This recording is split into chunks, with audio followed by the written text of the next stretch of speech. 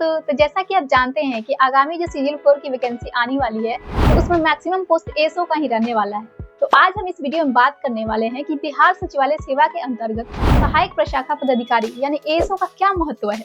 आखिर सचिवालय सेवा क्या है, आखिर एएसओ का पोस्ट इतना महत्वपूर्ण क्यों होता है। हम एएसओ की पोस्टिंग यानी उसकी कार्यस्थली के बारे में जानेंगे।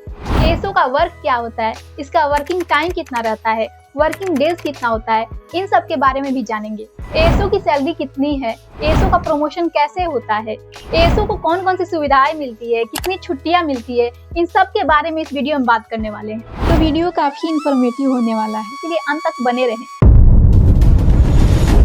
अब अगर बात करें बिहार सचिवालय सेवा की, तो ये बिहार सरकार के अंतर्गत विभिन्न विभागों एवं संलग्न कार्यालयों में कार्य करने वाले पदाधिकारियों का संवर्ग है। यानी राज्य सरकार के सभी विभागों जैसे कि सामान्य प्रशासन विभाग, वित्त विभाग, स्वास्थ्य विभाग, शिक्षा विभाग इत्यादि जो है और पूरे सरकार के संचालन का मुख्य केंद्र है। यानी पूरे बिहार में जितने भी योजनाओं का क्रियान्वयन होता है उसकी शुरुआत यही से होती है और इसीलिए ये सेवा इतनी महत्वपूर्ण है। अब बात कर लेते हैं कि एएसओ का पोस्ट इतना महत्वपूर्ण क्यों होता है। तो सरकार द्वारा संचालित सभी योजनाओं और आदेशों समेत अन्य सरकारी कार्यों में नोटिंग लिखने से लेकर इसको अंतिम परिणाम तक पहुंचाने में इसकी एक महत्वपूर्ण भूमिका होती है। यानी मुख्यतः इसका काम नोटिंग एंड ड्राफ्टिंग की होती है, या यूँ कह ले कि इसमें बस फाइल वर्क ही करना होता है। अब बात कर लेते हैं कि सिलेक्शन के बाद आपकी पोस्टिंग कहाँ हो सकती है, आखिर आपको किस किस डिपार्टमेंट्स में काम करने को मिल सकता है। अगर एएसओ की पोस्टिंग की बात करें तो 80 से 85% पोस्टिंग पटना में ही होता है और बाकी जो 15 से 20% पोस्टिंग बचता है वो बिहार के 9 प्रमंडल जैसे कि पटना हो गया, तिरहुत हो गया, सारण हो गया, ऐसे जो 9 प्रमंडल है उसमें हो जाता है। अब अगर डिपार्टमेंट की बात करें तो बिहार सरकार के अंदर टोटल 45 विभाग आते हैं, जिसे आप यहाँ पे देख सकते हैं।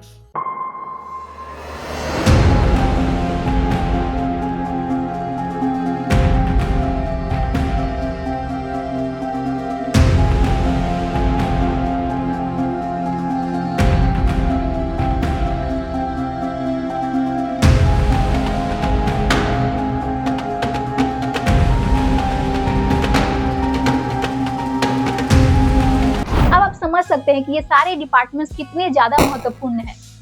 इसके साथ ही सामान्य प्रशासन विभाग से संलग्न जितने भी कार्यालय हैं जैसे कि बीएसएससी हो गया, बिपार्ड हो गया, इन सब में भी एएसओ की पोस्टिंग होती है। ये सभी विभाग निम्न बिल्डिंग्स में संचालित होते हैं।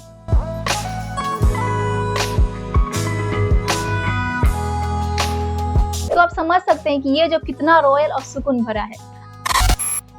अब बात करें एएसओ के वर्क की, तो सबसे पहले मैं आपको बता दूं कि इसका वर्क ऑफिशियल होता है, कोई भी फील्ड वर्क नहीं होता है, इसीलिए ये महिलाओं के लिए सबसे बेस्ट जॉब है। इसके साथ ही आपको आजीवन पटना में रहने को मिलता है।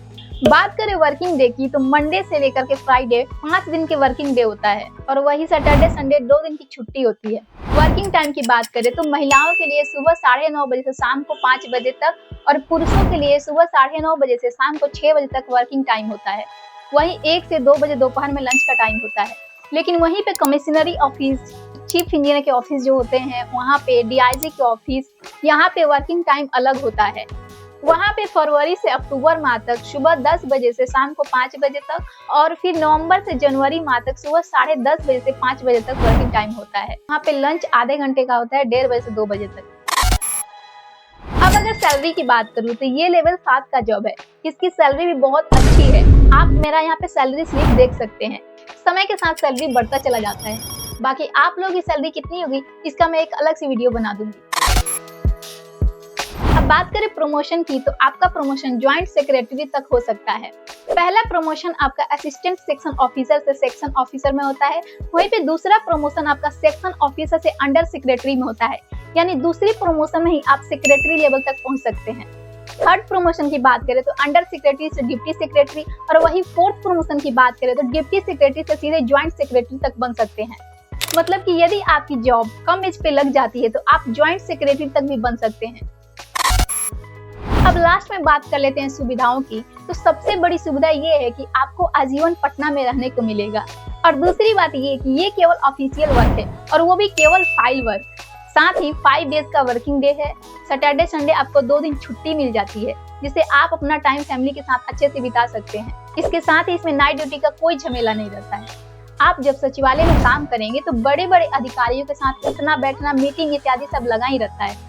कुल मिलाजुला कर बात करें तो अगर आप शांति और सुकून भरा लाइफ चाहते हैं, अपने फैमिली के साथ भी टाइम स्पेंड करना चाहते हैं, तो एएसओ जॉब आपके लिए बेस्ट जॉब है। तो आप अभी से ही बीएसएससी सीजीएल 4 की तैयारी में लग जाइए। अगर आपको बीएसएससी सीजीएल 4 की एलिजिबिलिटी क्राइटेरिया, एग्जाम पैटर्न, इन सब के बारे में पता नहीं है तो आप ये वीडियो देख सकते हैं। नेक्स्ट वीडियो में मैं आपको बुक लिस्ट और बेस्ट टीचर के बारे में बताऊंगी। मिलती हूँ वहीं आपसे। धन्यवाद।